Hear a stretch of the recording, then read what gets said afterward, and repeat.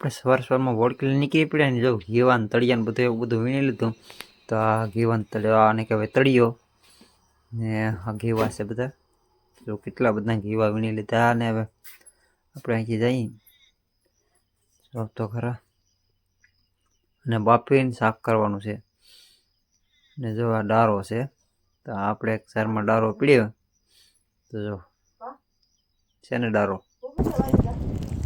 શાક બજારમાં પીડ્યો ને હવે આનું શાક કરવાનું છે.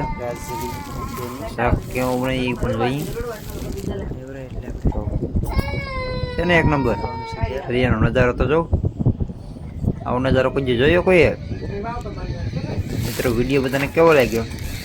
દારાનું શાક કરવાનું છે જો આને પડાવો પીડ્યો છે ને એક નંબર.